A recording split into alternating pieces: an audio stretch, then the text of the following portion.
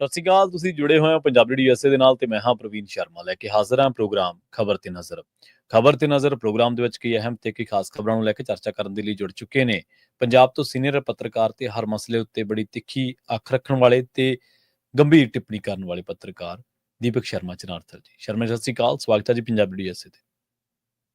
ਸਤਿ ਸ਼੍ਰੀ ਅਕਾਲ ਪ੍ਰਵੀਨ ਜੀ, ਸਾਰੇ ਦਰਸ਼ਕਾਂ ਨੂੰ ਸਰੋਤਿਆਂ ਨੂੰ ਪਿਆਰ ਭਰੀ ਸਤਿ ਸ਼੍ਰੀ ਅਕਾਲ। ਸਤਿ ਸ਼੍ਰੀ ਅਕਾਲ ਜੀ। ਪ੍ਰੋਗਰਾਮ ਦੇ ਵਿੱਚ ਅੱਗੇ ਵਧਣ ਤੋਂ ਪਹਿਲਾਂ ਧੰਨਵਾਦ ਕਰਦੇ ਚਲੀਏ ਸਪਾਂਸਰਸ ਦਾ, ਜਿਹੜੇ ਜ਼ਰੀਆ ਬਣਦੇ ਨੇ ਇਹਨਾਂ ਪ੍ਰੋਗਰਾਮਾਂ ਨੂੰ ਤੁਹਾਡੇ ਤੱਕ ਪਹੁੰਚਾਉਣ ਦੇ ਲਈ। ਖਾਲਸਾ ਇੰਸ਼ੋਰੈਂਸ ਏਜੰਸੀ ਵਾਲੇ, ਜਿਨ੍ਹਾਂ ਤੋਂ ਤੁਸੀਂ ਹਰ ਤਰੀਕੇ ਦੀ ਇੰਸ਼ੋਰੈਂਸ ਲੈ ਸਕਦੇ ਹੋ। ਇੰਸ਼ੋਰੈਂਸ ਬਾਰੇ ਪਤਾ ਕਰਨ ਦੇ ਲਈ ਇਹਨਾਂ ਦਾ ਨੰਬਰ ਹੈ 408-272-2500। 1992 ਤੋਂ ਲਗਾਤਾਰ ਇੰਸ਼ੋਰੈਂਸ ਬਿਜ਼ਨਸ ਦੇ ਵਿੱਚ ਸ਼ਾਨਦਾਰ ਸੇਵਾਵਾਂ ਦੇ ਰਹੇ ਨੇ ਤੇ ਅਮਰੀਕਾ ਭਰ ਦੇ ਵਿੱਚ ਇੰਸ਼ੋਰੈਂਸ ਕਰਦੇ ਨੇ। ਓਬਾਮਾ ਕੇਅਰ, ਮੈਡੀਕੇਅਰ ਜਾਂ ਫਿਰ ਕਵਰਡ ਕੈਲੀਫੋਰਨੀਆ ਬਾਬਤ ਪਾਲਿਸੀ ਕਰਵਾਉਣ ਦੇ ਲਈ, ਸਲਾਹ ਲੈਣ ਦੇ ਲਈ ਅੱਜ ਹੀ ਕਾਲ ਕਰੋ 408-272-2500 ਤੇ। ਟਰਕੀਨ ਇਮੀਗ੍ਰੇਸ਼ਨ ਲਾ ਫਰਮ ਵਾਲੇ ਜੇ ਟਰਕੀਆਣਾ, ਟੋਨੀ ਟਰਕੀਆਣਾ ਦੇ ਨਾਲ ਤੁਸੀਂ US ਇਮੀਗ੍ਰੇਸ਼ਨ ਬਾਬਤ ਕੋਈ ਵੀ ਸਲਾਹ ਕਰਨੀ ਹੈ ਤਾਂ ਇਹਨਾਂ ਦਾ ਨੰਬਰ ਹੈ 415-909-0503।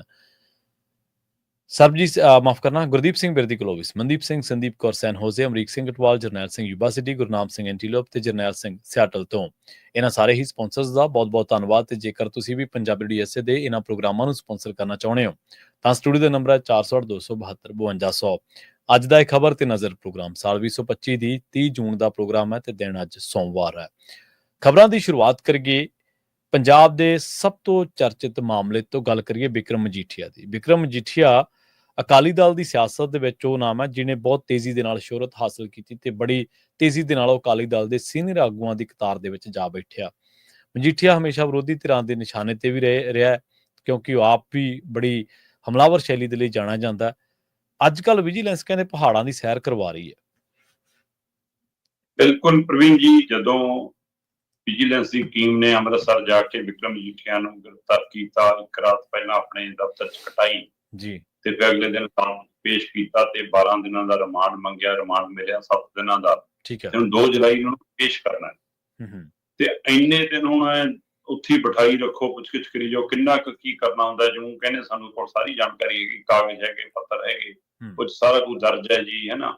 ਇੰਨੇ ਕਰੋੜ ਜ਼ਮੀਨ ਬਣਾ ਲਈ ਜੀ, ਇੰਨੇ ਕਰੋੜ ਦਾ ਜਾਇਦਾਦ ਬਣ ਗਈ ਜੀ, ਇੰਨਾ ਕਰੋੜ ਕਿੱਥੋਂ ਆਇਆ ਜੀ, ਸਾਰਾ ਹਿਸਾਬ ਕਿਤਾਬ ਅਸੀਂ ਚੱਕੀ ਫਿਰਦੇ ਹਾਂ। ਫਿਰ ਵੀ ਕਿ ਉਹਦੇ ਲਿੰਕ ਜੋੜਨੇ ਆ ਜੀ, ਕਨੈਕਸ਼ਨ ਜੋੜਨਾ ਜੀ, ਸੂਤਰ ਪਤਾ ਕਰਨੇ ਆ ਜੀ, ਸੋਰਸ ਲੱਭਣੇ ਆ ਜੀ।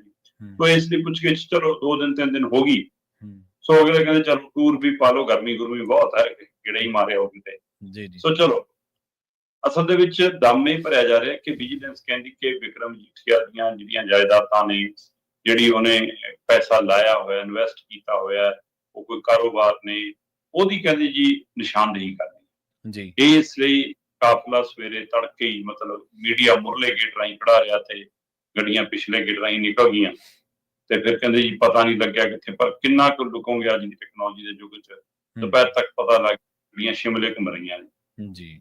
ਸੋ ਗੱਡੀਆਂ ਮਜੀਠੀਆ ਨੂੰ ਲੈ ਕੇ ਸ਼ਿਮਲਾ ਖੇਤਰ ਦੇ ਵੱਖ-ਵੱਖ ਥਾਵਾਂ ਤੇ ਗਈਆਂ, ਪਰ ਪੰਜਾਬ ਤੋਂ ਕੁਝ ਥਾਵਾਂ ਤੇ ਗਈਆਂ ਨੇ ਕਿ ਜੀ ਉੱਥੇ ਉਹਦੇ ਪਹਾੜ ਖਰੀਦੇ ਨੇ, ਖੱਡਾਂ ਖਰੀਦੀਆਂ ਨੇ, ਇਹਨਾਂ ਜੀ ਜਾਂ ਖਰੀਦੀ ਹੈ ਜਾਂ ਕੋਈ ਕਾਰੋਬਾਰ ਹੈ ਜਾਂ ਹੋਟਲ, ਕੋਈ ਰੈਸਟੋਰੈਂਟ ਹੈ, ਜੋ ਵੀ ਵਿਜੀਲੈਂਸ ਨੂੰ ਲੱਗਦਾ ਹੈ ਉਹਦੀ ਕਹਿੰਦੇ ਜੀ ਨਿਸ਼ਾਨਦੇਹੀ ਕਰਾ ਰਹੇ ਆ, ਪਰਮਾਸ਼ ਕਰਾ ਰਹੇ ਕਿ ਆਹੀ ਹੈ ਜੀ। ਹੁਣ ਦੇਖੋ ਇਸ ਤਰੀਕੇ ਨਾਲ ਤੁਸੀਂ ਕਿੱਤਾ ਲੈ ਕੇ ਤਾਂ ਨਾ ਪਾਉਣਾ ਨਹੀਂ ਗਾ ਉਹਨੂੰ ਕਿ ਇੱਕ ਪਾਸੇ ਤੂੰ ਫੜੀ ਵਿਕਰੋ, ਇੱਕ ਪਾਸੇ ਅਸੀਂ ਫੜਦੇ ਹਾਂ ਜੀ। ਸੋ ਨਾ ਹੀ ਇਹ ਹੈ ਕਿ ਕੋਈ ਘੜਾ ਦੱਬਿਆ ਉਹਨੇ, ਕੋਈ ਘੜੋਲੀ ਦੱਬੀ ਹੈ ਜਾਂ ਕੋਈ ਟਰੰਕ 'ਚ ਪਾ ਕੇ ਥੈਲੇ ਝੋਲੇ 'ਚ ਪਾ ਕੇ ਕੋਈ ਦੱਬਿਆ ਹੋਇਆ, ਇਹ ਕਰਾਉਣਾ। ਮਤਲਬ ਇਹ ਤਰੀਕਾਕਾਰ ਹੁਣ ਪਤਾ ਨਹੀਂ ਕੀ ਹੈ, ਕਿੰਨਾ ਕੁ ਦਮ ਰੱਖਦਾ, ਜਾਂ ਸਿਰਫ ਇਹ ਹੈ ਕਿ ਅਦਾਲਤ 'ਚ ਦੱਸਣਾ ਵੀ ਹੁੰਦਾ ਕਿ ਰਿਮਾਂਡ ਦੀ ਹੋਰ ਲੋੜ ਹੈ ਜੀ, ਅਜੇ ਆਹ ਕੁਛ ਨਹੀਂ ਮਿਲਿਆ, ਉਹ ਕੁਛ ਨਹੀਂ ਮਿਲਿਆ।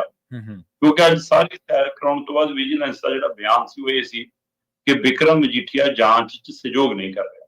ਠੀਕ ਹੈ। ਅਸੀਂ ਉਹ ਤੋਂ ਜੋ ਪੁੱਛਣਾ ਚਾਹੁੰਦੇ ਹਾਂ ਉੱਥੇ ਜਾ ਕੇ ਉਹ ਉਵੇਂ ਦੱਸਦਾ ਨਹੀਂ ਆ। ਇਸ ਲਈ ਬਹੁਤ ਦਿੱਕਤ ਆ ਰਹੀ ਆ, ਜੇ ਕੁਝ ਸਪਸ਼ਟ ਨਹੀਂ ਹੋ ਪਾ ਰਿਹਾ ਪੂਰੀ ਤਰ੍ਹਾਂ। ਸੋ ਇਹਦਾ ਮਤਲਬ ਜਿਹੀਆਂ ਅਜੇ ਹੋਰ ਆਉਂਦੇ ਦਿਨਾਂ 'ਚ ਦੇਖਣ ਨੂੰ ਮਿਲ ਸਕਦੀਆਂ, ਜਾਂ 2 ਜੁਲਾਈ ਨੂੰ ਜਦੋਂ ਰਿਮਾਂਡ ਮੁੱਕੇ ਤਾਂ ਹੋਰ ਰਿਮਾਂਡ ਮੰਗਦੀ ਵਿਜੀਲੈਂਸ ਨਜ਼ਰ ਆ ਸਕਦੀ ਹੈ। ਸੋ ਇਹ ਗੱਲ ਉਧਰ ਨੂੰ ਜਾ ਰਹੀ ਹੈ। ਪਰ ਜਿਹੜਾ ਉਹ 540 ਕਰੋੜ ਦਾ ਕਹਿੰਦੇ ਨੇ ਬਿਕਰਮ ਮਜੀਠੀਆ, ਉਹਦੇ ਨੇੜਲੇ, ਉਹਦੇ ਪਰਿਵਾਰ ਵਾਲੇ ਤਾਂ ਇਹੀ ਦਮ ਭਰੀ ਜਾਂਦੇ ਨੇ ਕਿ ਨਹੀਂ ਜੀ ਇਹ ਪਤਾ ਕੰਪਨੀਆਂ ਦੇ ਰਾਹੀਂ ਜੋ ਰੂਟੀਨ ਸਾਡਾ ਕੰਮ ਚੱਲਦਾ ਉਹਦੇ ਰਾਹੀਂ ਉਹ ਹੈ, ਕੋਈ ਲੁਕੋਇਆ ਨਹੀਂ, ਕੋਈ ਓਹਲਾ ਨਹੀਂ, ਰਿਟਰਨ ਭਰਦੇ ਆ। ਪਰ ਵਿਜੀਲੈਂਸ ਕਹਿੰਦੀ ਰਿਟਰਨ ਦੇ ਵਿੱਚ, ਖਾਤਿਆਂ ਦੇ ਵਿੱਚ ਤੇ ਆਈ ਆਮਦਨ ਦੇ ਵਿੱਚ ਜ਼ਮੀਨ ਅਸਮਾਨ ਦਾ ਫਰਕ ਹੈ, ਇਸ ਲਈ ਇਹ ਜਾਂਚ ਹੈ। ਤੇ ਹੁਣ ਦੇਖਦੇ ਹਾਂ ਜੀ ਬਿਕਰਮ ਮਜੀਠੀਆ ਦੇ ਮਾਮਲੇ 'ਚ ਆਪਾਂ ਉਦੋਂ ਵੀ ਗੱਲ ਕਰ ਰਹੇ ਸੀ ਕਿ ਇੱਕ ਤਾਂ ਬਸਲੂਕੀ ਵਾਲਾ ਪਰਚਾ ਵੀ, 1-2 ਪਰਚੇ ਹੋਰ ਵੀ ਪਾਏ ਜਾ ਰਹੇ ਨੇ। ਸੋ ਇਹ ਲਗਾਤਾਰ ਮਤਲਬ ਕਿ ਉਹਨਾਂ ਦੇ ਆਲੇ ਦੁਆਲੇ ਸਕੰਜਾ ਕੱਸਿਆ ਜਾ ਰਿਹਾ। ਸੋ ਦੇਖਦੇ ਹਾਂ ਇਹ ਗੱਲ ਕਹਾਣੀ ਕਿੱਥੇ ਜਾ ਕੇ ਰੁਕੂਗੀ। ਫਿਲਹਾਲ ਵਿਕਰਮ ਮਜੀਠੀਆ ਦੀ ਉਲਝਣ ਵੀ ਵੱਧਦੀ ਦਿਖ ਰਹੀ ਹੈ ਤੇ ਮਾਮਲੇ ਵੀ ਵੱਧਦੇ ਦਿਖ ਜੀ। ਵਿਕਰਮ ਮਜੀਠੀਆ ਬਾਰੇ ਇੱਕ ਹੋਰ ਜਿਹੜਾ ਸਵਾਲ ਹੈ, ਮੈਂ ਤੁਹਾਡੇ ਨਾਲ ਚਰਚਾ ਉਹਦੀ ਕਰਾਂਗੇ ਆਪਾਂ, ਸਵਾਲ ਸਾਬਕਾ ਮੁੱਖ ਮੰਤਰੀ ਚਰਨਜੀਤ ਚੰਨੀ ਨੂੰ ਲੈ ਕੇ, ਪਰ ਉਸ ਤੋਂ ਪਹਿਲਾਂ ਅਕਾਲੀ ਦਲ ਦੀ ਜਿਹੜੀ ਸਿਆਸਤ ਆ ਉਹਨੂੰ ਵੇਖਣਾ ਬੜਾ ਜ਼ਰੂਰੀ ਹੈ। ਅਕਾਲੀ ਦਲ ਦੀ ਕੋਰ ਕਮੇਟੀ ਕੀ ਕਰੂਗੀ ਮਜੀਠੀਆ ਦੇ ਲਈ? ਇਹ ਇੱਕ ਬੜਾ ਸਵਾਲ ਅੱਜ ਕੱਲ੍ਹ ਚਰਚਾ ਦੇ ਵਿੱਚ।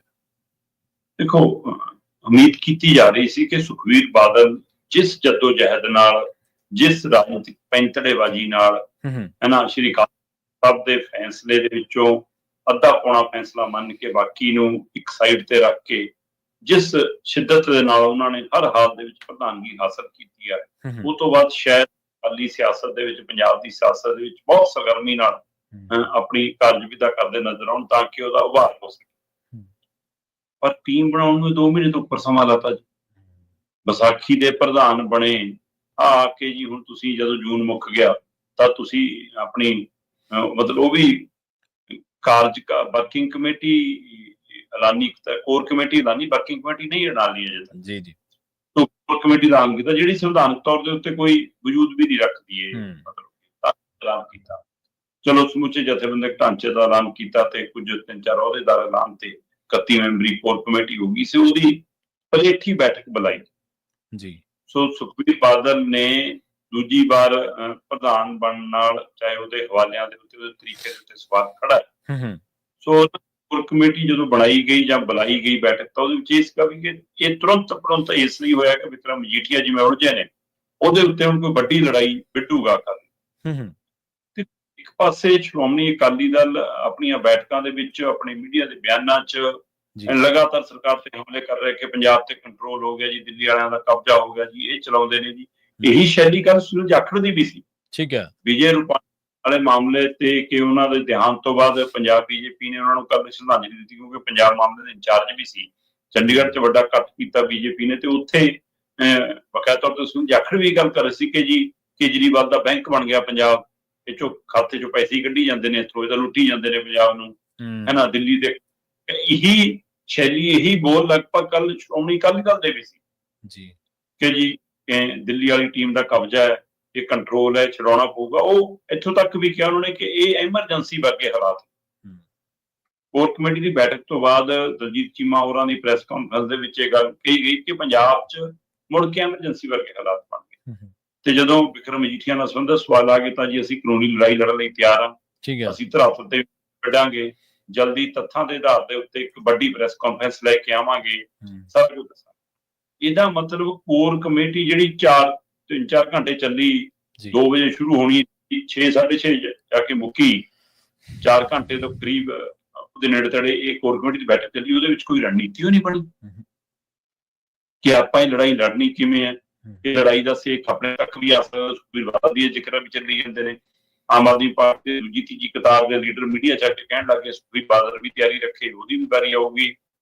ਸੋ ਇਸ ਲਈ ਕੀ ਅਕਾਲੀ ਦਲ ਨੇ 4 ਘੰਟਿਆਂ ਦੀ ਬੈਠਕ ਦੇ ਵਿੱਚ ਕੋਈ ਰੋਡ ਮੈਪ ਬਣਾਇਆ ਹੀ ਨਹੀਂ ਜੀ ਕਿ ਆਪਾਂ ਲੜਨੀ। ਚਲੋ ਮੰਨ ਸਕਦੇ ਹਾਂ ਕਿ ਅਕਾਲੀ ਦਲ ਦੇ ਅੰਦਰ ਇਸ ਗੱਲ ਨੂੰ ਲੈ ਕੇ ਦੁਵਿਧਾ ਹੋਵੇ ਕਿ ਵਿਕਰਮ ਮਜੀਠੀਆ ਤਾਂ ਕਾਗਜ਼ ਬੋਲਦੇ ਆ ਜੀ, ਕੋਈ ਸਬੂਤ ਬੋਲਦੇ ਆ ਜੀ, ਕੋਈ ਤੱਥ ਬੋਲਦੇ ਆ ਜੀ, ਜੇ ਆਪਾਂ ਐਂ ਖੁੱਲ ਕੇ ਲੜਾਂਗੇ ਸਾਰੀ ਪਾਰਟੀ ਤੇ ਅਸਰ ਪੈ ਜਾਊ। ਮੈਂ ਕਹਿੰਦਾ ਠੀਕ ਹੈ, ਪਰ ਤੁਸੀਂ ਅਕਾਲੀ ਦਲ ਨੂੰ ਵੀ ਤਾਂ ਸਰਜੀਤ ਕਰਨਾ ਸੀ ਜੀ। ਸਹੀ ਹੈ, ਉਹਦੇ ਲਈ ਉਹ ਕੋਈ ਰੋਡ ਮੈਪ ਲੀਕ ਲੈਂਦੇ, ਉਹਦੇ ਲਈ ਕੋਈ ਤਰੀਕਾ ਐਲਾਨ ਲੈਂਦੇ, ਆਉਂਦੇ ਦਿਨਾਂ 'ਚ ਦੁਬਾਰਾ ਕਰਾਂਗੇ। ਇਹਦਾ ਮਤਲਬ ਅਜੇ ਵੀ ਪੰਜਾਬ ਦੇ ਮੁੱਦਿਆਂ ਦੀ, ਅਕਾਲੀ ਦਲ ਦੀ ਸਥਿਤੀ ਦੀ, ਉਹਦੇ ਉੱਤੇ ਅਕਾਲੀ ਦਲ ਦੀ ਲੀਡਰਸ਼ਿਪ ਦੁਵਿਧਾ 'ਚ ਹੈ, ਜਾਂ ਉਹ ਅਜੇ ਵੀ ਉਸ ਦੀ ਨਿਸ਼ਾਨਦੇਹੀ ਨਹੀਂ ਕਰ ਪਾ ਰਹੀ ਕਿ ਸਾਨੂੰ ਕਿਹੜੇ ਤਰੀਕੇ ਨਾਲ ਲੜਨਾ ਪੈਣਾ, ਕਿਉਂਕਿ ਪੰਜਾਬ ਦੇ ਵਿੱਚ ਹੁਣ ਮੁੱਦਾ ਦਰ ਮੁੱਦਾ ਖੜਾ।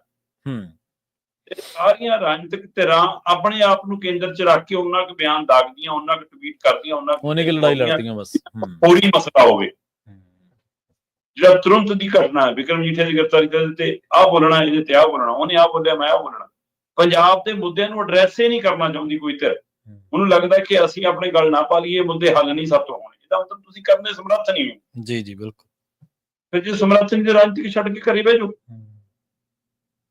ਤੇ ਇਸ ਲਈ ਪੰਜਾਬ ਦੇ ਮੁੱਦਿਆਂ ਤੋਂ ਭਗੌੜੀਆਂ ਹੋਈਆਂ ਰਾਜਨੀਤਿਕ ਧਿਰਾਂ ਦਾ ਫਾਇਦਾ ਸੱਤਾਧਾਰੀ ਧਿਰ ਬਿਨਾਂ ਕੁਝ ਕੀਤਿਆਂ ਚੁੱਕਣ ਨੂੰ ਫਿਰਦੀ ਹੈ, ਤੇ ਉਹਨੂੰ ਲੱਗਦਾ ਕਿ ਸਾਡੇ ਪੈਰ ਥੱਲੇ ਫਿਰ ਬਟੇਰ ਆਊਗਾ, ਇਹੀ ਪਟੇਲ ਕਾਂਗਰਸ ਆਪਣੇ ਪੈਰ ਥੱਲੇ ਦੱਬਣ ਨੂੰ ਫਿਰਦੀ ਆ, ਅਕਾਲੀ ਦਲ ਫਿਰ ਬੀਜੇਪੀ ਨਾਲ ਲੱਗ ਕੇ ਤਰਨ ਨੂੰ ਫਿਰਦਾ, ਤੇ ਬੀਜੇਪੀ ਨਾਲ ਅਕਾਲੀ ਨਾਲ ਲੱਗ ਕੇ ਅਸੀਂ ਸ਼ਾਇਦ ਤਰ ਜਾਵਾਂਗੇ।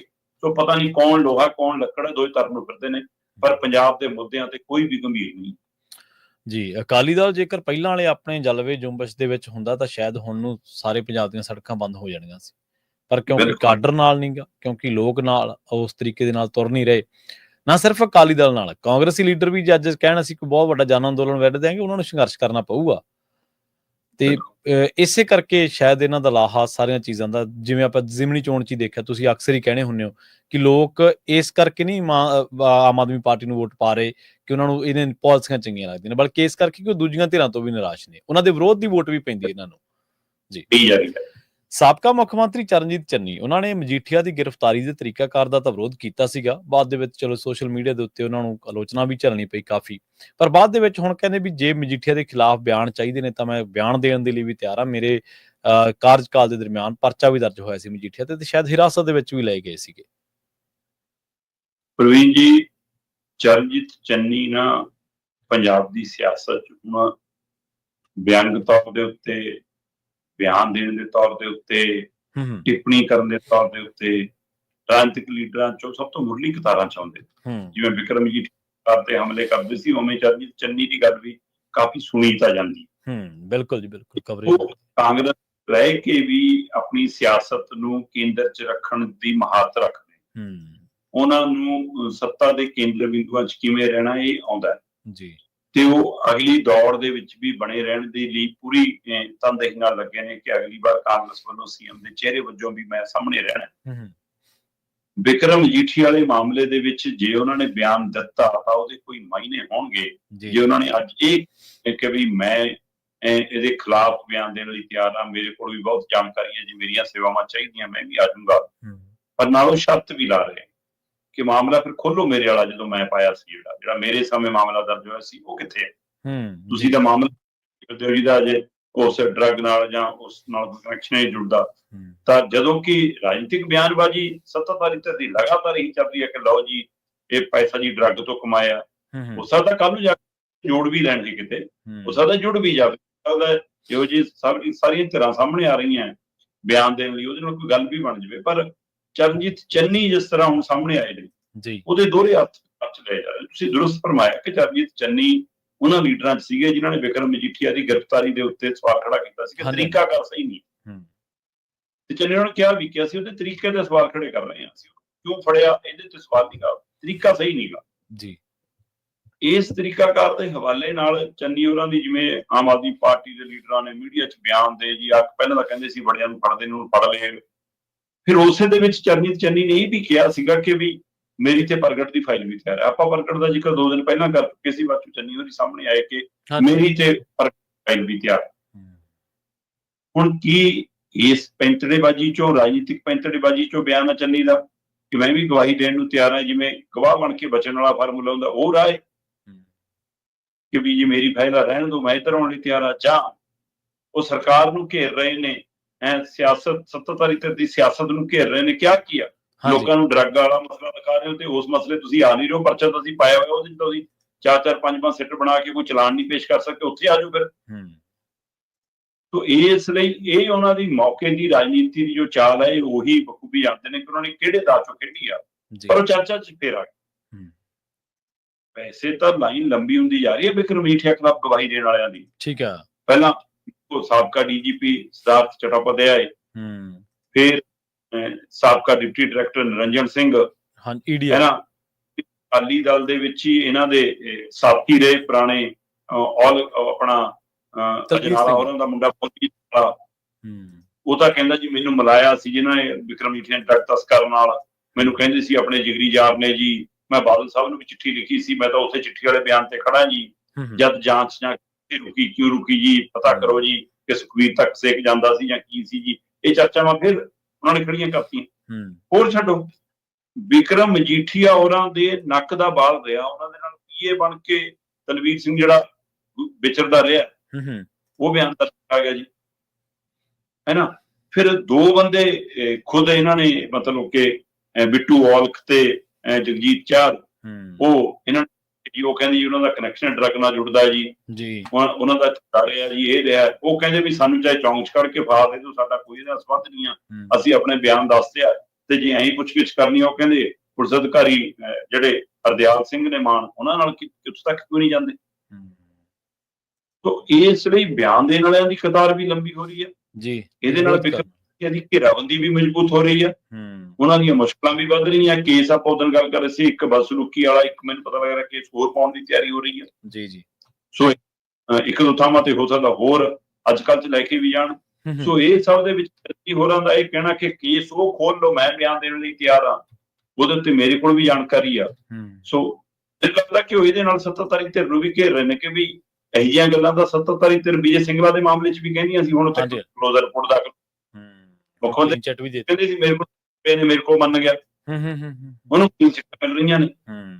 ਤੇ ਇਹ ਵੀ ਤੁਸੀਂ ਰਾਜਨੀਤਿਕ ਸਟੇਜਾਂ ਤੋਂ ਲਗਾਤਾਰ ਕਹਿ ਰਹੇ ਹੋ ਕਿ ਸਾਨੂੰ ਪਤਾ ਇਹਦੀ ਗੱਡੀ ਤਸਕਰ ਬੈਠਦੇ ਸੀ, ਇਹ ਜੀ ਉਹਨਾਂ ਨੂੰ ਘੁਮਾਉਂਦਾ ਸੀ ਜੀ, ਇਹ ਮਾਲ ਸਰਕਾਰੀ ਆਉਂਦਾ ਸੀ ਜੀ, ਤੇ ਜੇ ਇੰਨਾ ਕੁਛ ਪਤਾ ਤੁਸੀਂ ਵੀ ਗਵਾਹ ਬਣ ਜਾਓ ਜੇ ਚੰਨੀ ਬਣਨ ਨੂੰ ਤਿਆਰ ਆ। ਸਹੀ ਹੈ, ਬਿਲਕੁਲ ਤੁਹਾਨੂੰ ਕਹਦਾ। ਇਸ ਲਈ ਮੈਨੂੰ ਲੱਗਦਾ ਚਰਨਜੀਤ ਚੰਨੀ ਨੇ ਇੱਕ ਤਰ੍ਹਾਂ ਨਾਲ ਇੱਕ ਤੀਰ ਨਾਲ ਕਈ ਨਿਸ਼ਾਨੇ ਵਿੰਨ੍ਹੇ ਨੇ, ਉਹ ਕਿੱਥੇ ਕਿੱਥੇ ਵੱਜਦਾ ਇਹ ਆਉਣ ਵਾਲਾ ਸਮਾਂ ਤੈਅ ਕਰੂਗਾ, ਪਰ ਉਹਨਾਂ ਨੇ ਵੀ ਆਪਣਾ ਤੀਰ ਛੱਡ ਦਿੱਤਾ ਜੀ। ਅਗਲੀ ਗੱਲ ਕਰੀਏ ਆਮ ਆਦਮੀ ਪਾਰਟੀ ਦੇ ਉਸ ਵਿਧਾਇਕ ਦੀ, ਸ਼ਰਮਾ ਜੀ, ਜਿਹੜਾ ਵਿਧਾਇਕ ਆਪਣੀ ਸ਼ੈਲੀ ਤੇ ਆਪਣੇ ਬੋਲਾਂ ਕਰਕੇ ਤੇ ਆਪਣੀ ਸਟੇਟਮੈਂਟ ਕਰਕੇ ਆਮ ਆਦਮੀ ਪਾਰਟੀ ਦੇ ਵਿੱਚ ਕੋਈ ਜ਼ਿਆਦਾ ਵੱਡੇ ਅਹੁਦੇ ਨਹੀਂ ਹਾਸਲ ਕਰ ਸਕਿਆ। ਵੈਸੇ ਤਾਂ ਉਹਨਾਂ ਦੇ ਬਾਰੇ ਚਲੋ ਇੱਕ ਥਿਊਰੀ ਚੱਲਦੀ ਵੀ ਹੈ ਵੀ ਉਹਨਾਂ ਦੀਆਂ ਜਿਹੜੀਆਂ ਸਿਆਸੀ ਆਕਾਂਖਿਆਵਾਂ ਨੇ, ਇੱਛਾਵਾਂ ਨੇ, ਉਹ ਬਹੁਤ ਵੱਡੀਆਂ ਨੇ, ਪਰ ਖੈਰ ਉਹਨੂੰ ਲਿਆਂਦਾ ਬਹੁਤ ਧੜੱਲੇ ਦੇ ਨਾਲ ਸੀ। ਉਸ ਵਿਧਾਇਕ ਦਾ ਨਾਂ ਕੁੰਵਰ ਵਿਜੇ ਪ੍ਰਤਾਪ ਸਿੰਘ। ਅਕਾਲੀਆਂ ਦੇ ਵਿਰੁੱਧ ਜਦੋਂ ਉਹ ਜਾਂਚ ਕਰ ਰਹੇ ਸਨ ਤਾਂ ਉਹਨਾਂ ਨੇ ਇੱਕ ਵਾਰੀ ਅਕਾਲੀ ਦਲ ਦੀ ਜਿਹੜੀ ਲੀਡਰਸ਼ਿਪ ਆ ਉਹਨੂੰ ਵਾਹਣੀ ਪਾ ਰੱਖਿਆ ਸੀਗਾ। ਅਕਾਲੀਆਂ ਨੇ ਤਰ੍ਹਾਂ ਦੇ ਇਲਜ਼ਾਮ ਵੀ ਲਾਏ, ਪਰ ਕੁੰਵਰ ਵਿਜੇ ਪ੍ਰਤਾਪ ਸਿੰਘ ਨੂੰ ਲੰਘੇ ਦਿਨੀ 5 ਸਾਲ ਦੇ ਲਈ ਸ਼ਾਇਦ ਬਾਹਰ ਦਾ ਰਸਤਾ ਦਿਖਾ ਦਿੱਤਾ ਗਿਆ, ਪਰ ਉਹਦਾ ਰਾਹ ਮੋਕਲਾ ਹੋਣ ਦੀਆਂ ਵੀ ਚਰਚਾਵਾਂ ਨੇ। ਕੀ ਕੋਈ ਹੋਰ ਸਿਆਸੀ ਫੈਸਲਾ ਲੈ ਸਕਦੇ ਨੇ? ਦੇਖੋ, ਪੈਸੇ ਤਾਂ ਪ੍ਰਵੀਨ ਜੀ ਇਹ ਹੁੰਦਾ ਕਿ ਜਦੋਂ ਬੰਦਾ ਅਜਿਹਾ ਹੋਵੇ ਜਿਹੜਾ ਪਾਰਟੀ 'ਚ ਰਹਿ ਕੇ ਪਾਰਟੀ ਨੂੰ ਘੇਰਦਾ ਹੋਵੇ, ਉਹ ਪਾਰਟੀਆਂ ਨੂੰ ਪਸੰਦ ਨਹੀਂ ਪਸੰਦ। ਬਿਲਕੁਲ। ਔਰ ਮੈਨੂੰ ਲੱਗਦਾ ਕਿ ਆਮ ਆਦਮੀ ਪਾਰਟੀ ਨੇ ਇਹ ਫੈਸਲਾ ਬਹੁਤ ਦੇਰ ਨਾਲ ਲਿਆ ਜੀ, ਬਹੁਤ ਲੈਣਾ ਚਾਹੀਦਾ ਸੀ। ਜਿਵੇਂ ਕੁੰਵਰ ਵਿਜੇ ਪ੍ਰਤਾਪ ਬੇਬਾਕ ਹੋ ਕੇ ਬੋਲਦੇ ਨੇ, ਚਾਹੇ ਉਹ ਵਿਧਾਨ ਸਭਾ 'ਚ ਹੋਵੇ, ਚਾਹੇ ਰਾਜਨੀਤਿਕ ਸਟੇਜ ਤੋਂ ਹੋਵੇ, ਚਾਹੇ ਸੋਸ਼ਲ ਮੀਡੀਆ ਦੇ ਪਲੇਟਫਾਰਮ ਤੇ, ਉਹ ਆਪਣੀ ਹੀ ਪਾਰਟੀ, ਦੂਜੀਆਂ ਪਾਰਟੀਆਂ ਦੇ ਸਾਰੇ ਨਿਸ਼ਾਨੇ ਪਹਿਲ ਲੈਂਦੇ ਨੇ, ਆਪਣਿਆਂ ਨੂੰ ਘੇਰਨਾ ਔਖਾ, ਉਹ ਵੀ ਸਰਕਾਰ 'ਚ ਘੇਰਨਾ ਹੈ ਨਾ, ਤੇ ਉਹ ਵੀ ਉਸ ਸਮੇਂ ਜਦੋਂ 2 ਪੋਸਟਾਂ ਅੱਜ ਕੈਬਨਿਟ 'ਚ ਖਾਲੀ ਪਈਆਂ ਹੋਣ ਤਦ ਘੇਰਨਾ ਜੀ। ਬਿਲਕੁਲ। ਮਤਲਬ ਇਹ ਐਡਾ, ਔਰ ਕੁੰਵਰ ਵਿਜੇ ਪ੍ਰਤਾਪ ਨਾਲ ਮਤਲਬ ਲਗਾਤਾਰ ਕੇਜਰੀਵਾਲ ਸੰਪਰਕ ਵੀ ਸਾਧਦੇ ਰਹੇ ਨੇ, ਔਰ ਸ਼ੁਰੂ 'ਚ ਹਾਈ ਕਮਾਂਡ ਦਾ ਬਚਾਅ ਕਰਦਿਆਂ ਹੋਇਆਂ ਸੱਤਾਧਾਰੀ ਧਿਰ ਦੀ ਪੰਜਾਬ ਦੀ ਟੀਮ ਨੂੰ ਘੇਰਦੇ ਨਜ਼ਰ ਆਉਂਦੇ ਰਹੇ ਨੇ, ਭਗਵੰਤ ਮਾਨ ਤੇ ਉਹਨਾਂ ਦੀ ਟੀਮ ਨੂੰ ਜਾਂ ਉਹਨਾਂ ਦੀ ਪ੍ਰਸ਼ਾਸਨ ਨੂੰ, ਸਿਵਲ ਪ੍ਰਸ਼ਾਸਨ ਨੂੰ। ਉੱਥੇ ਤੱਕ ਉਹਨਾਂ ਨੇ ਥੋੜਾ ਜਿਹਾ ਬਚਾਅ ਵੀ ਰੱਖਿਆ ਕੁਝ ਦੇਰ। ਤੁਹਾਡੀ ਗੱਲ ਦਰੁਸਤ ਹੈ ਕਿ ਇਹ ਮਤਲਬ ਜਦੋਂ ਕੁੰਵਰ ਵਿਜੇ ਪ੍ਰਤਾਪ ਹੋਰੀ ਅਹੁਦਾ ਛੱਡ ਕੇ ਸਿਆਸਤ 'ਚ ਆਉਂਦੇ ਨੇ ਤਦ ਉਹ ਇਹ ਪ੍ਰਗਟਾਉਂਦੇ ਨੇ ਕਿ ਮੈਂ ਕੁਝ ਕਰ ਗੁਜ਼ਰਨਾ ਚਾਹੁੰਦਾ ਪੰਜਾਬ ਨੂੰ, ਖਾਸ ਕਰ ਬੇਅਦਬੀ ਵਾਲੇ ਮਾਮਲਿਆਂ ਦੇ ਵਿੱਚ ਇਨਸਾਫ ਦਿਵਾਉਣ ਦੇ ਲਈ ਮੈਂ ਜਦੋਜਹਿਦ ਕਰ ਰਿਹਾ। ਸੋ ਉਸੇ ਦੇ ਵਿੱਚੋਂ ਇਹਨਾਂ ਨੂੰ ਲਿਆਉਣ ਦੇ ਪਿੱਛੇ ਉਭਾਰ ਦਿੱਤਾ ਗਿਆ ਕਿ ਲਓ ਵੀ ਪੰਜਾਬ ਨੂੰ ਅਜਿਹਾ ਗ੍ਰਹਿ ਮੰਤਰੀ ਮਿਲ ਜਾਣਾ, ਪੁਲਿਸ ਪ੍ਰਸ਼ਾਸਨ ਇਹਦੇ ਕੋਲ ਆਉਣਾ, ਪੰਜਾਬ ਤਾਂ ਬਾਗੋ ਬਾਗ ਆਉਂਦੇ ਹੀ ਇਨਸਾਫ 2 ਮਹੀਨਿਆਂ 'ਚ ਅੰਦਰ ਸਾਰਾ ਕੁਝ ਸਾਰੀ ਕਾਰਵਾਈ ਹੋ ਜਾਣੀ। ਉਹ ਦ੍ਰਿਸ਼ ਵੀ ਘੜਿਆ ਗਿਆ, ਇਹਦਾ ਚਿਹਰਾ ਵਰਤਿਆ ਵੀ ਗਿਆ ਕਿਤੇ ਨਾ ਕਿਤੇ ਪੰਜਾਬ ਦੇ ਵਿੱਚ। ਠੀਕ ਹੈ। ਉਸ ਤੋਂ ਬਾਅਦ ਸਰਕਾਰ ਬਣ ਗਈ ਤੇ ਸਰਕਾਰ ਦੀ ਕੈਬਨਿਟ ਬਣ ਗਈ, ਕੁੰਵਰ ਵਿਜੇ ਪ੍ਰਤਾਪ ਦਾ ਨਾਂ ਹੀ ਨਹੀਂ ਆਇਆ। 2-3 ਵਾਰ ਫਿਰ ਉਸ ਸਮੇਂ ਦੇ ਦੌਰਾਨ ਹੀ ਜਦੋਂ ਮਤਲਬ ਫੇਰ ਬਦਲ ਹੋਏ, ਨਵੇਂ ਬੰਦੇ ਚਿਹਰੇ ਸ਼ਾਮਲ ਕੀਤੇ ਗਏ ਤਾਂ ਕੁੰਵਰ ਵਿਜੇ ਪ੍ਰਤਾਪ। ਸੋ ਇਹ ਪੰਜਾਬ ਦੇ ਦਰਦ ਦੇ ਨਾਲ ਨਾਲ ਉਹ ਆਪਣੀ ਕੁਰਸੀ ਨਾ ਮਿਲਣ ਦਾ ਦਰਦ ਵੀ ਚੁੱਕੀ ਫਿਰਦੇ, ਉਹ ਦਰਦ ਵੀ ਨਾਲ ਹੀ ਜਾ। ਹੁਣ ਇਹ ਨਹੀਂ ਮੈਨੂੰ ਪਤਾ ਕਿ ਦਰਦ ਵੱਧ ਕਿਹੜਾ ਜੀ, ਪਰ ਉਹਨਾਂ ਨੇ ਉਸ ਦਰਦ ਨੂੰ ਦਬਾ ਕੇ ਰੱਖਣ ਦਾ ਮਹਾਰਤ ਹਾਸਲ ਕਰ ਲਈ ਹੈ, ਤੇ ਉਹਨਾਂ ਨੇ ਇਸ ਦਰਦ ਨੂੰ ਵੀ ਬਿਆਨ ਕੀਤਾ ਵੀ ਪੰਜਾਬ ਨਾਲ ਇੱਥੇ ਧੱਕਾ ਹੋ ਰਿਹਾ, ਆਪਦੀ ਕੀ ਹੋ ਰਹੀ ਹੈ ਤੇ ਲੜਾਈ ਲੜ ਰਿਹਾ, ਆ ਚੱਕੋ। ਤੇ ਹੁਣ ਇੱਥੇ ਮਜੀਠੀਆ ਵਾਲੇ ਮਾਮਲੇ ਤੱਕ ਆਉਂਦਿਆਂ ਤਾਂ ਕੇਂਦਰ ਇਹਨਾਂ ਦੀ ਹਾਈ ਕਮਾਂਡ ਨੂੰ ਵੀ ਸਿੱਧੇ ਹੋ ਗਏ। ਸੋ ਜਦੋਂ ਕੇਜਰੀਵਾਲ ਆਏ ਉਹਦੀ ਟੀਮ ਨੂੰ ਵੀ ਸਿੱਧੇ ਹੋਏ, ਫਿਰ ਮੈਨੂੰ ਯਾਦ ਹੈ ਕਿ ਨਹੀਂ ਕਾਰਵਾਈ।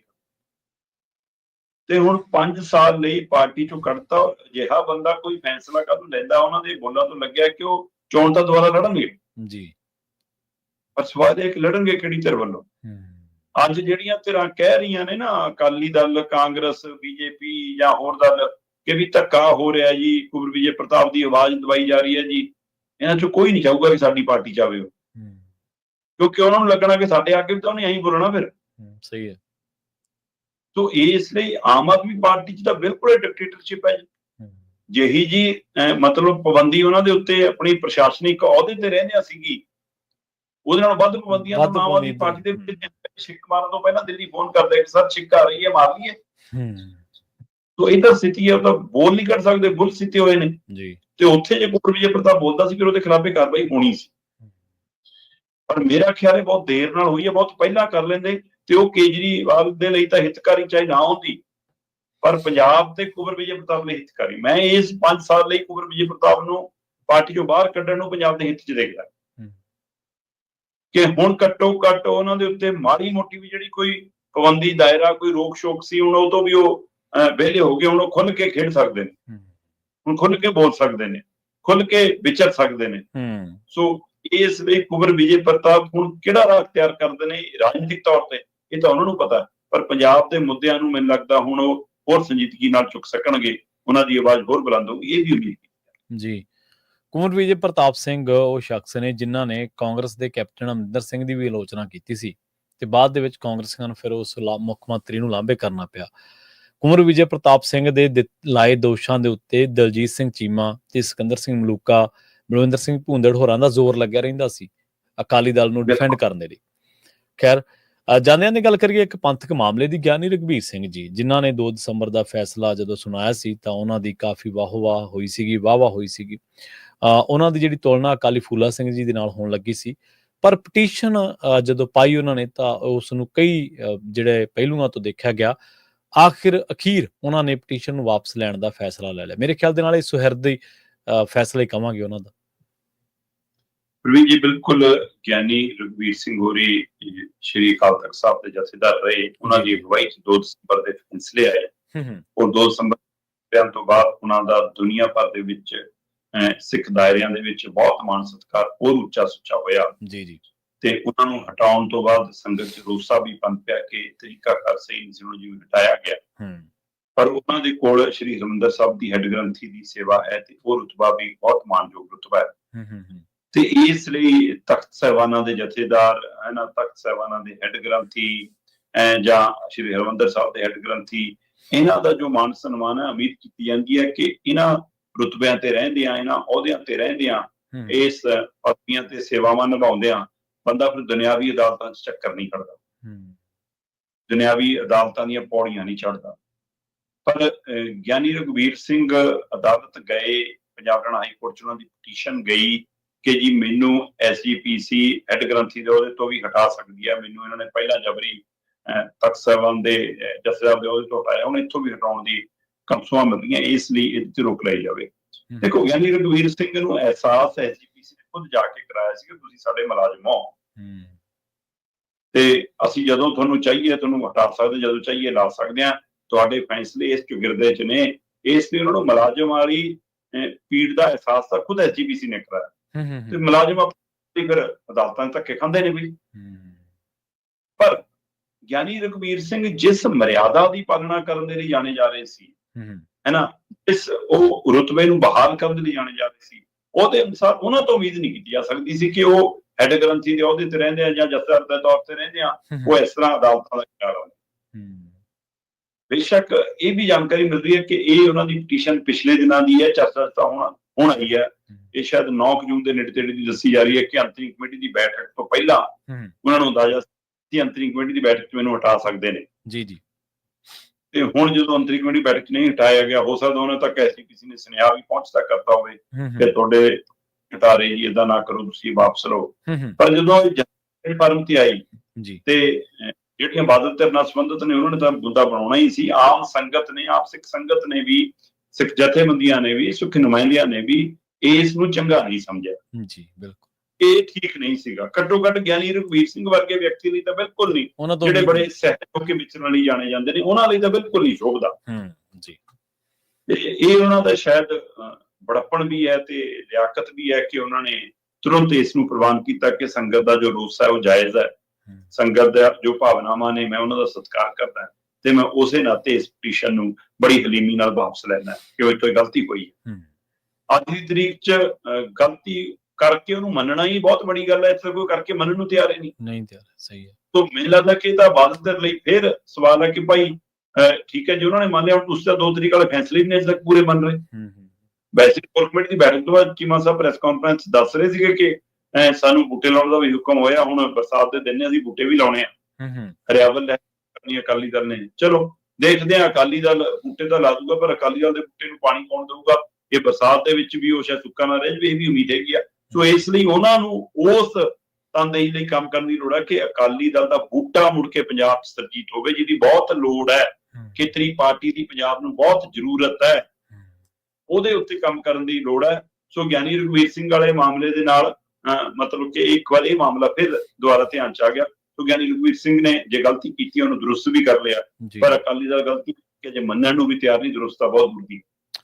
ਬੂਟੇ ਲਾਉਣਾ ਬਹੁਤ ਚੰਗੀ ਗੱਲ ਹੈ। ਬੂਟੇ ਲਾਉਣਾ ਆਪਣਾ ਸਾਰਿਆਂ ਦਾ ਇਖਲਾਕੀ ਫਰਜ਼ ਬਣਦਾ ਹੈ, ਪਰ ਸਾਡਾ ਇਖਲਾਕੀ ਫਰਜ਼ ਅਸੀਂ ਜਿਹੜੀ ਧਿਰ ਨੂੰ ਸਮਰਪਿਤ ਹਾਂ ਤੇ ਜਵਾਬਦੇਹ ਹਾਂ, ਉਹਦੇ ਹੁਕਮ ਮੰਨਣਾ ਵੀ ਬਣਦਾ ਹੈ। ਉਹਨਾਂ ਨੇ ਕਿਹਾ ਸੀਗਾ ਕਿ ਜਿਹੜੀ ਟੌਪ ਦੀ ਲੀਡਰਸ਼ਿਪ ਆ ਉਹ ਮੋਰਲ ਜਿਹੜੇ ਗਰਾਊਂਡ ਦੇ ਉੱਤੇ ਹੱਕ ਗਵਾ ਚੁੱਕੀ ਹੈ ਅਗਵਾਈ ਦਾ, ਉਹ ਵੀ ਮੰਨਣਾ ਚਾਹੀਦਾ ਨਾ। ਇਕੱਲੇ ਬੂਟੇ ਲਾਉਣ ਨਾਲ ਥੋੜ੍ਹਾ ਇਹ ਮੰਨਿਆ ਜਾਊਗਾ ਵੀ ਤੁਸੀਂ ਇਹ ਹੁਕਮ ਮੰਨ ਲਿਆ ਜੀ। ਸ਼ਰਮਾ ਜੀ, ਇਹਨਾਂ ਖਾਸ ਖਬਰਾਂ ਤੇ ਖਾਸ ਜਾਣਕਾਰੀਆਂ ਦੇ ਲਈ ਤੁਹਾਡਾ ਬਹੁਤ ਬਹੁਤ ਧੰਨਵਾਦ ਜੀ। ਪ੍ਰੋਗਰਾਮ ਖਬਰ ਤੇ ਨਜ਼ਰ ਦੇ ਵਿੱਚ ਆਪਣੇ ਨਾਲ ਜੁੜੇ ਸਨ ਸੀਨੀਅਰ ਪੱਤਰਕਾਰ ਦੀਪਕ ਸ਼ਰਮਾ ਚਨਾਰਥਲ ਜੀ, ਜਿਨ੍ਹਾਂ ਦੇ ਨਾਲ ਆਪਾਂ ਕਈ ਅਹਿਮ ਖਬਰਾਂ ਨੂੰ ਲੈ ਕੇ ਚਰਚਾ ਕੀਤੀ ਹੈ। ਵੇਲਾ ਹੋ ਗਿਆ ਤੁਹਾਡੇ ਤੋਂ ਇਜਾਜ਼ਤ ਲੈਣ ਦਾ। ਮੈਨੂੰ ਪ੍ਰਵੀਨ ਸ਼ਰਮਾ ਨੇ ਦਿੱਤੀ ਇਜਾਜ਼ਤ। ਜੁੜੇ ਰਹੋ ਪੰਜਾਬੀ ਡੀਐਸਏ ਦੇ ਨਾਲ। ਤੁਹਾਡਾ ਸਾਰਿਆਂ ਦਾ ਬਹੁਤ ਬਹੁਤ ਧੰਨਵਾਦ। ਸਤਿ ਸ਼੍ਰੀ ਅਕਾਲ।